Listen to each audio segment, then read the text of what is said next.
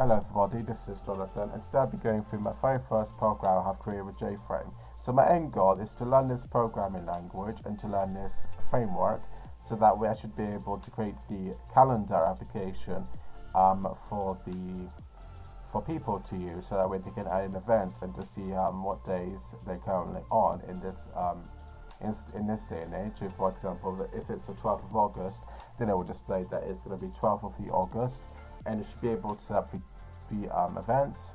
You guys can set up what time the events will start, and so on. So it can be a very simple calendar application at first, but then over time I will try to make it more and more advanced. But over here is a bit of code that uses some libraries. They are related to graphical user interfaces. I can add the fonts, I can add labels, JLabel, JFrame, which allows me to create this actual application. With actually for JFrame, there wouldn't be a frame to it, and the frame is the actual window. So over here is public static void main. This will run first, just like in C++. Over here is image icon. Image2 equals to new image icon screenshot. So this just creates a new image for me to use. Border factory, create line border, color black, 3 as a width. So this allows me to create a line border. I do believe you guys can create like many more borders to it. So you guys can create like line border, lowered, soft, parallel border, stroke border, rise, soft border, So there's quite a lot of types of borders you guys can select from, such as dashed border, which I think technically does the same thing, right? I don't know. If I now do F5, yeah, as you guys can see, there's a bit of a dotted border to it, but it's quite small, not gonna lie. But if I just change one back to being the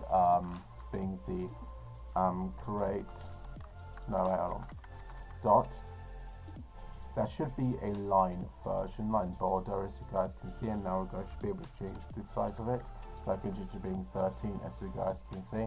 It does change the actual border to being 13, but I want to change it back to being 3.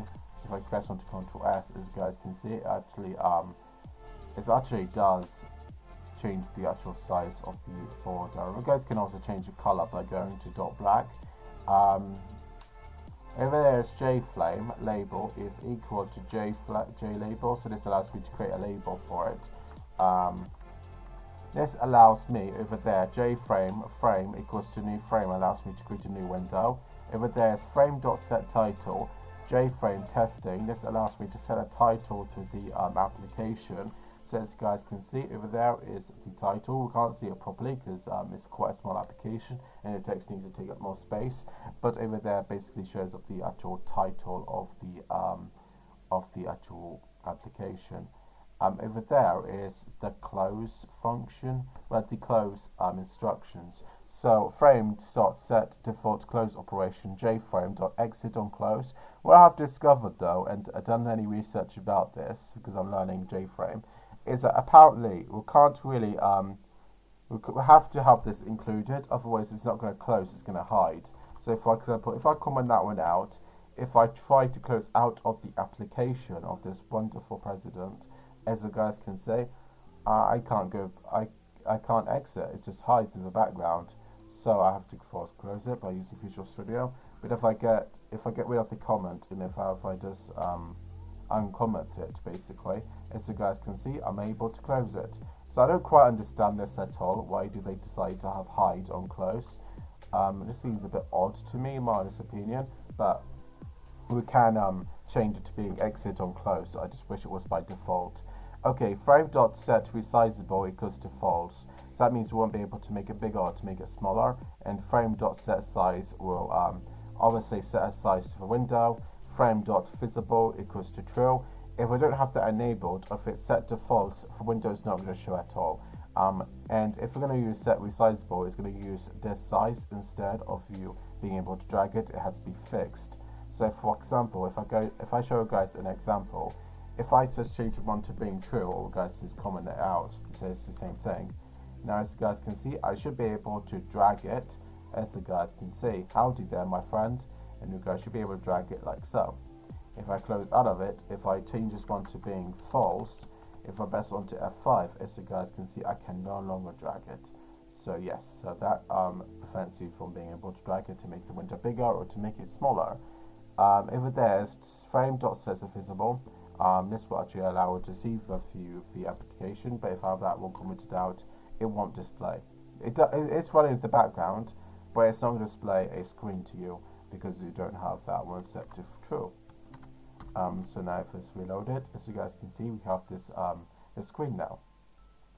Over there is me adding a new image, which is used for the icon, which for some random reason it's not working for me. But even if I use like Python TK enter with my basic calculator or my basic text editor, it doesn't show the logo for some random reason. It's maybe because it is the way that Fedora is. But over here I've got frame.set icon image. So this allows me to set an icon image to it, and you guys can just do image.get image. So this will just use this variable, and this will just use whatever image is within here. You guys can just go from a directory. It doesn't have to be in the same directory, but as long as you have like a valid image in here in any directory, then it should just work completely fine. So over here it just sets up the image for the icon, as it says over here, set icon image. Over there it says get content pane dot set background color dot pink. You guys can change it to being black. So color dot black if we wanted to, or color dot green. It will just change the background to being green, but I've changed it to be pink. Over there is the label set text. Howdy there, my friend. This will allows you to add text to the software because it's using the label. Over there is label.set icon image 2. So that basically means that we are having the image to go with the label, so we're linking them together basically. We also got label.set horizontal text position, so just changing the text is positioned basically if it's in the center of the image, or if it's in the left of the image or the right. Over there, set vertical text position, which is different than horizontal, because horizontal allows it to do is change it from being to the right, to the left, to being in the center, whereas this one allows it to change it to being to the top and to be at the bottom. But yeah, I was just changing the label to be on top of the image. Over there, set font color, so this allows me to change the actual label color, and I changed it to being black. I think it's black by default. And right there is label.set font. And I got over there new font serif. They have many other fonts available, but I chosen serif because it's quite popular and people love serif. I also got font.plain, and I got the font size as well, which for me is 15, but I can always change the font size. Plain means there won't be any special effects to it, but you guys can like choose to put down something like bold to it, and that should, I think, make the text bold, and it does make the text bold. So yeah, that's great. But I'm going to keep it as being plain. I like plain. Who doesn't like plain? So as you guys can see, there's no bold to it. It just stays like so. Over there is set icon text gap.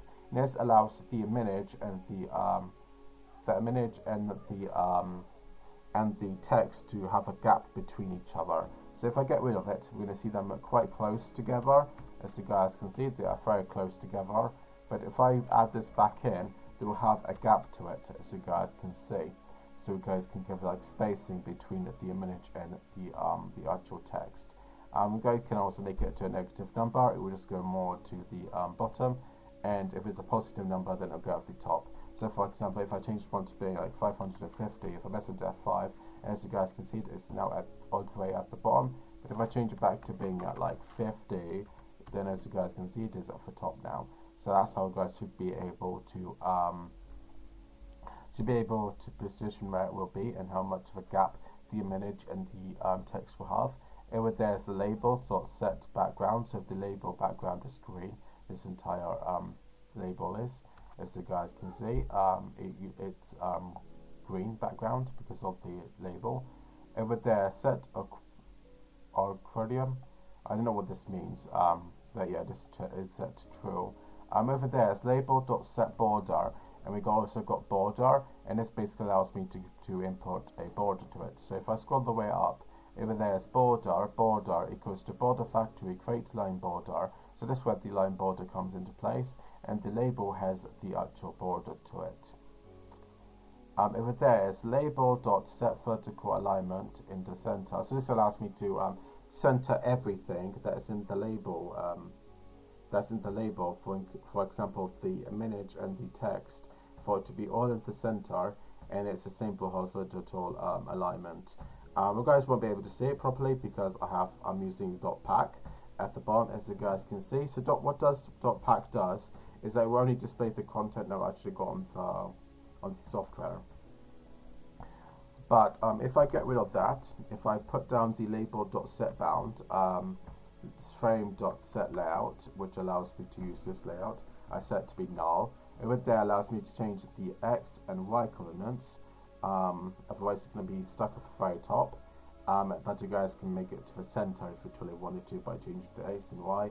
This allows you to change width, and this allows you to change the height.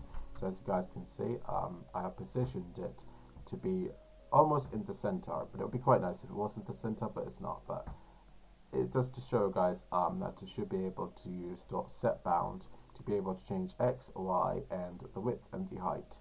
So this is quite nice, isn't it? So this is basically it really with this source code. Over there's all the libraries I'm using. I'll leave a source code down in the comments. But I was able to do this because I watched a YouTube video from Vocode, and it's Java GUI full course, and it's free. So you guys should be able to watch this. It is 4 hours long, but it is worth it because he does explain stuff very well, and I love his videos a lot. So yeah, I'm very happy with what I've done today. This is a great progress I'm making right now, but again, my end progress is to try to make a calendar application and to be able to get the user to be able to add in any events they want, and to be able to customize these events, and basically to do some advanced stuff in the calendars application like we're going to do in nowadays software. But I'm going to take things slowly. I'm going to learn the basics, and I'll go into a little bit more advanced stuff like creating a calendar application, because I would expect it to use some form of database programming language, for example MySQL, to be able to save all of these events that people want to save to the calendar. It would need to use some form of database in order to save it. So it could be like a text document, or MySQL, which I would possibly could use in Java to be able to link it to MySQL, because I learned that at uni. So I could possibly use that because I can use it in Python. But yeah, this is great progress I'm making right now. This is my very first application that I've created in JFrame. Thanks so much for watching. Please like and subscribe, and I will see you guys next time. Bye bye.